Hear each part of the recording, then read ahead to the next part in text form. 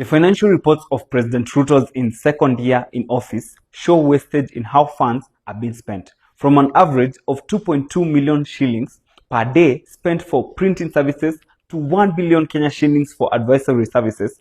It doesn't look good for the president.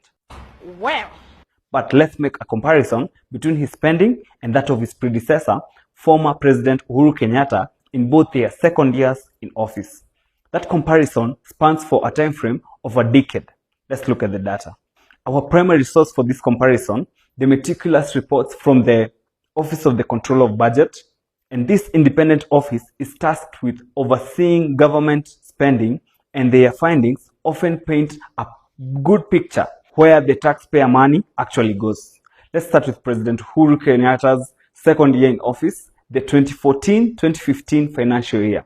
The Office of the Controller of Budget reports from this period under then Controller Agnes Odhiambo highlighted some consistent trends. One major concern was the high proportion of recurrent expenditure, think salaries, daily operations, and travel, dwarfing development spending.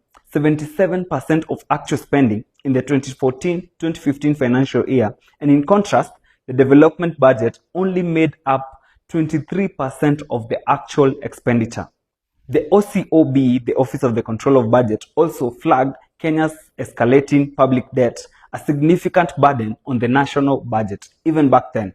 According to the Central Bank of Kenya's 2015 annual report, Kenya's public and publicly guaranteed debt increased by 19.4% to 2.8 trillion Kenya shillings of the end of June 2015, up from 2.4 trillion shillings a year earlier. Let's now look at travel and approved spending. And yes, spending on both foreign and domestic travel by government officials alongside instances of unapproved expenditures were common themes. The presidency itself spent 256 million on domestic travel and 138.5 million on foreign travel. The Ministry of Foreign Affairs and International Trade was the highest spender on foreign travel at 860 million, while MPs were the second highest spenders at 569.9 million Kenya shillings. Now, let's fast forward to 2024-2025 financial year. While Ruto's administration has publicly advocated for austerity, the OCOB's latest reports offer some interesting contrast, particularly within the Executive Office of the President.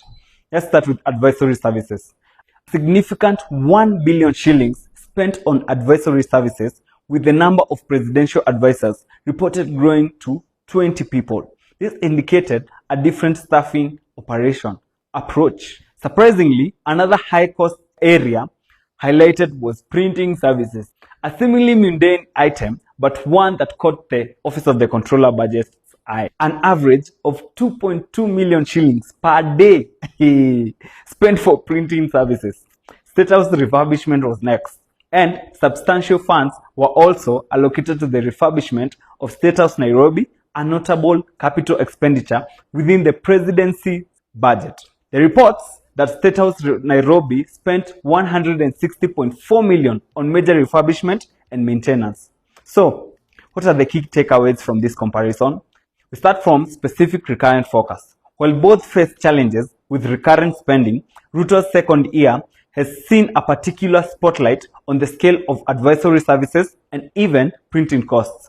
Next is staffing philosophy. The expansion of the advisory team under Ruto suggests a different philosophy in how the presidency structures its immediate support with clear financial implications. Let's now look at capital versus operational. The State House refurbishment under Ruto also highlights a significant capital outlay directly tied to the office of the president. Actually, Uhuru, on the other side, was flagged for spending on capital projects such as the construction of new presidential pavilions and purchase of high-end vehicles, which were often flagged by the Controller of Budget. The report also, for the first 9 months of this period, revealed that the presidency had the highest expenditure on the purchase of motor vehicles, this Uhuru, spending 523 million. Let's now look at the biggest headache, debt. The national debt has continued to be a headache, with the figures rising every day. When President Kibaki left office in April 2013, Kenya's public debt stood at 1.89 trillion Kenya shillings, When Uhuru Kenyatta left office in September 2022, Kenya's public debt stood at 8.7 trillion shillings. This represents a significant increase from the 1.8 trillion shillings he inherited from the Kibaki administration in 2013. Projects like the SGR and Kenya's transport sector, a huge amount also was lost in corruption. President Kenyatta once claimed that the country was losing 2 billion Kenya shillings a day. 2 billion! Where? Now let's look at Ruto's presidency. As of July 2024, the public debt stood at 10.6 trillion. Despite the pre-election promise to reduce national debt, Ruto found himself borrowing to finance the budget deficit and to service existing debt. The depreciation of the Kenya shilling against the dollar made the matter more complex. It's important to remember that economic conditions and national priorities shift, but these reports offer us a glimpse into the financial footprints left by each presidency. For the most detailed breakdown, always refer to the official reports from the Office of the Control of Budget. But what do you think about these spending patterns? Let us know in the comments below.